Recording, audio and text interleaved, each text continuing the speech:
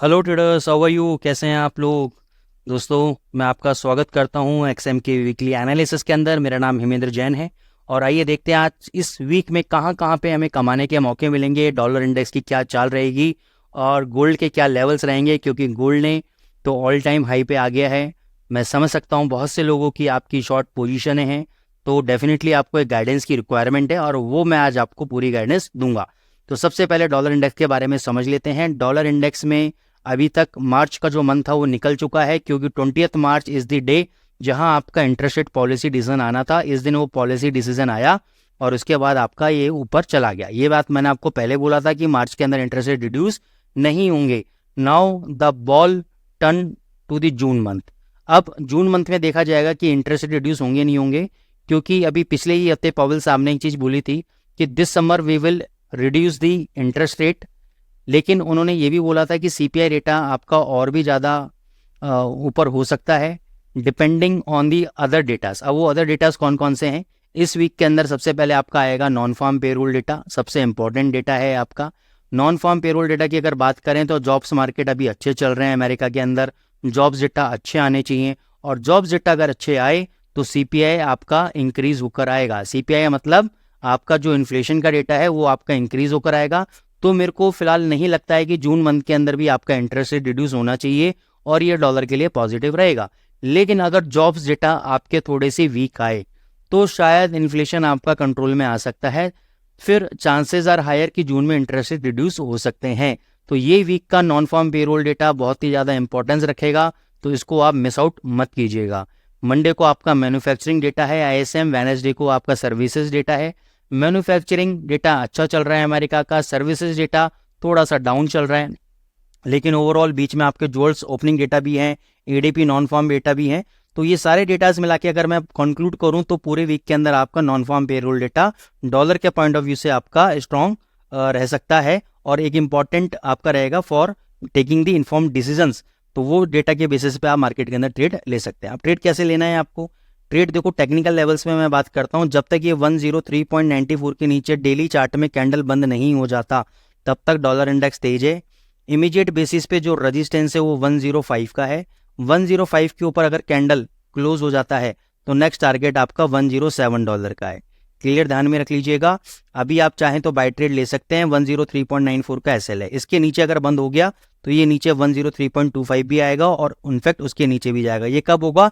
जब आपका employment data week आएगा, सीपीआई डेटा आपका वीक आएगा, तब there is a high probability कि अब वो समय आ गया है जून के अंदर जब गवर्नमेंट इंटरेस्ट रेट रिड्यूस करेगी ही करेगी। ठीक है, अब हम चलते हैं यूरो यूएसडी के ऊपर। यूरो जोन का आपका सीपीआई डेटा है। सीपीआई डेटा लास्ट जो हमने देखा था उसमें सीपीआई डेटा आपका थोड़ा सा कंट्रोल हुआ था और चांसेस ये हैं कि आगे चल के और थोड़ा सा सीपीआई डेटा आपका कंट्रोल हो सकता है, यानी इन्फ्लेशन कंट्रोल हो सकता है। और ये प्रोबेबिलिटी अगर हुई तो डेफिनेटली आपका जून मंथ के अंदर यूरो भी अपना इंटरेस्ट रेट को रिड्यूस करेगा। टेक्निकली अगर मैं बात करूं तो अभी यूरो यूएसडी वीक है, क्योंकि हमने आपको जो लेवल दिया था लास्ट वीक 800 का, 800 के नीचे यूरो यूएसडी बंद हो चुका है। अब यहाँ पे आप एक शॉर्ट पोजीशन थोड़ा सा बाउंस बैक पे यानी 820 830 के आसपास एक शॉर्ट पोजीशन आप क्रिएट कर सकते हैं। स्टॉप लॉस आपका रहेगा 900 का क्लोजिंग बेसिस पे। 900 के ऊपर अगर कोई भी कैंडल डेली चार्ट में बंद हो जाता है किसी भी दिन और अगले दिन उसका हाई ब्रेक होता है तो एग्जिट, नहीं तो नीचे ही आपको 700 और उससे भी नीचे के लेवल आपको देखने को मिल सकते हैं यूरो यूएसडी के अंदर। अब हम बात करेंगे जीबीपी यूएसडी की। जीबीपी यूएसडी देखो थोड़ा सा कॉन्ट्राडिक्टरी हो रहा है, क्योंकि यूरो थोड़ा वीक है और जीबीपी यूएसडी नीचे जाने से मना कर रहा है। जीबीपी क्या बोल रहा है? मैं 2600 के लेवल को ब्रेक नहीं करूंगा।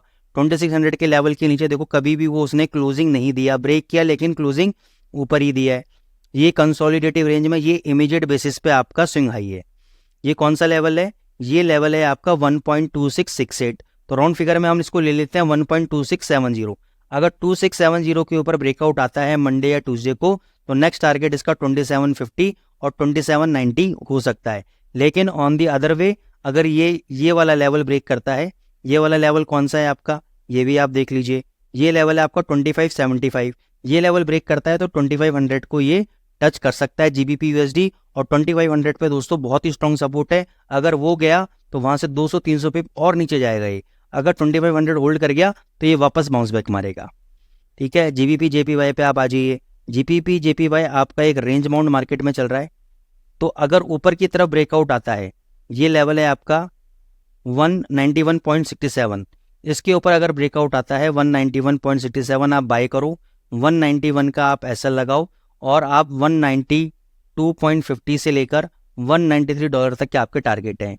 लेकिन जब तक 191.67 नहीं तोड़ता, there is a high probability कि ये नीचे $189 तक आ सकता है। लास्ट वीक भी आपको बताया था कि अगर 189 आता है तो यहाँ पे बाय करो, 188 का एसएल रखो और 100 से 150 पिप तक के ऊपर के आपके टारगेट्स रह सकते हैं इसके अंदर। यूएसडी कैड अभी आपका थोड़ा सा वीक चल रहा है, यहाँ पे ट्रिपल टॉप लगाया है, एक शॉर्ट पोजीशन आप चाहो तो क्रिएट कर सकते हो उसके अंदर। ये 3470 को टच करेगा, अगर ये वाला लेवल ब्रेक हो जाता है तो यहाँ से डबल क्वांटिटी से बाय कर लेना, यानी यहाँ पे एसएल लगाना और इस लॉस को कवर करने के लिए डबल क्वांटिटी से बाय कर लेना, नहीं तो यहाँ पे आप शॉर्ट करोगे, नीचे आपको 3470 मिलेगा, प्रॉफिट को आप बुक कर सकते हैं।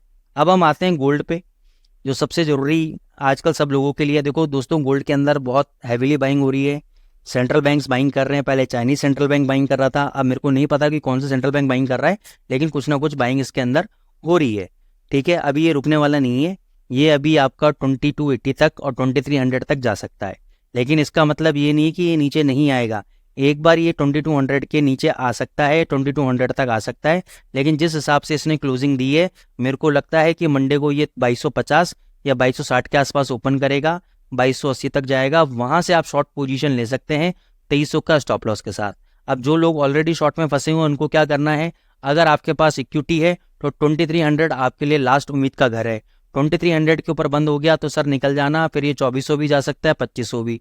2300 का लेवल अगर ब्रेक नहीं होता है और थोड़ा सा अगर आप इक्विटी डाल के अपने अकाउंट को बचा लेते हैं तो there is a high probability कि वापस 2200 और 2150 तक नीचे आ सकता है।